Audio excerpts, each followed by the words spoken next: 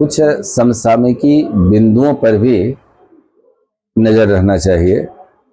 जैसे अभी चर्चित यह समसामयिकी बिंदु यह है कि ज्ञानपीठ पुरस्कार 58वां 2023 का वितरण किया गया है 2025 में। इसमें दो व्यक्ति को मिला है। गुलजार साहब को मिला जो उर्दू के बहुत बड़े शायर हैं, और जगत गुरु रामभद्राचार्य, ये चित्रकूट के तुलसी पीठ के संस्थापक हैं। अपने जीवन में 240 पुस्तक लिख चुके हैं, 4 महाकाव्य की रचना कर चुके हैं।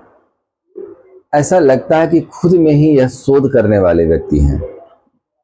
भगवान ने इन्हें आंख नहीं दिया, लेकिन जिस चीज को स्मृति में रख रहे हैं, जो कौमार कुंड विराम तक इन्हें कंठस्थ है।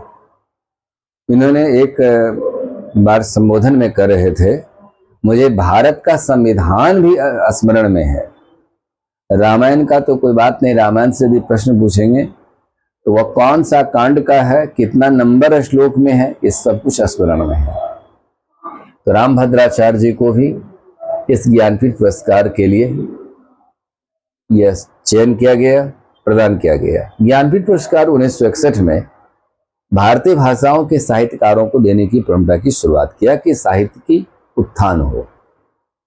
इनमें पुरुष सम्मान भी बड़े बड़े हस्ती को दिया गया है, जैसे फिराक गोरखपुरी, रामधारी सिंह दिनकर, आशापूर्णा देवी, महादेवी वर्मा, गिरीश कर्नाड जैसे व्यक्ति को मिल चुका है। हालांकि 59वां ज्ञानपीठ पुरस्कार के लिए भी नॉमिनेशन जारी है। इसमें विनोद कुमार शुक्ल का नाम दर्ज हुआ है। अब यह देखना है कि आगे अब क्या ये लीड कर पाते हैं और विद्वानों के साथ उनकी रचना की तुलना होगी। दूसरी सबसे बड़ी एक महिला ने बहुत बड़ी ख्याति को अर्जित किया है। हालांकि शुरुआत में ये हॉकी के खिलाड़ी थे कॉलेज लाइफ में, लेकिन उसमें पांव प्रभावित हो जाने के कारण ये बाद में ये CISF में आते हैं और उसके सब इंस्पेक्टर हैं गीता समोता, जो राजस्थान के रहने वाले हैं। गीता समोता ये एवरेस्ट को फतह किया। एवरेस्ट जो विश्व की सबसे ऊंची शिखर है, 8,849 फीट ऊपर इस चोटी पर फतह किया है इन्होंने। ये काबिले तारीफ है।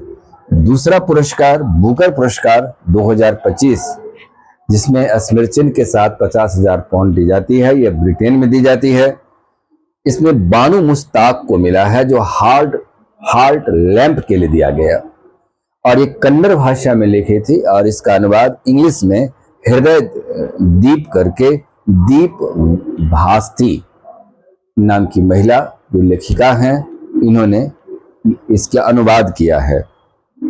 तो हार्ट लैंप की जो कहानी थी, इनकी एक गांव की एक बरगद पेड़ के नीचे बैठकर इस कहानी की शुरुआत की है, और ये कहानी की शुरुआत करके ये अंतर्राष्ट्रीय मंचों तक पहुंच गया, और यह अंतर्राष्ट्रीय पुरस्कार के रूप में आता है बुकर पुरस्कार, जो बड़े ही महारथी और उच्चतम रचनात्मक रचना की दृष्टि से इन्हें दिए जाते हैं। हाल ही में सांसद 16वीं और 17वीं सांसद को ध्यान में रख करके संसद रत्न पुरस्कार 17 सांसदों को इस बार घोषणा किया गया है। 2 अस्थायी समिति, कृषि और वित्त समिति के जो अध्यक्ष होते हैं उस समिति में चयन करते हैं। हालांकि इसकी शुरुआत प्राइम टाइम फाउंडेशन द्वारा किया गया था, लेकिन इसमें राष्ट्रीय पिछड़ा वर्ग आयोग के अध्यक्ष हंसराज अहिर ने इसका अंतिम रूप से सिलेक्शन लिस्ट को जारी किया। इसमें स्मिता वाघ, नरेश गणपत महस्के शिवसेना से हैं, वर्षा गायकवाड़ कांग्रेस से, Megha Kulkarni BJP, Praveen Patel BJP, Ravi Kishan BJP, Nishikant Dubey BJP जैसे व्यक्तियों को यह प्रदान किया गया है। हालांकि यह पुरस्कार सही है, क्योंकि संसद में जिस तरीका से अपनी बातों को सांसद रखते हैं वह कहीं न कहीं राजनीतिक मुद्दा से जुड़ा होता है। लेकिन यह फाउंडेशन जिस चीज की शुरुआत किया था कि देश हित जनहित को ध्यान में रखकर जो सांसद सदन में प्रश्न रखते हैं और उसका उत्तर देते हैं, सदन को अनुशासित रखने का कार्य करते हैं, ऐसे सांसद को यह पुरस्कार मिलना चाहिए।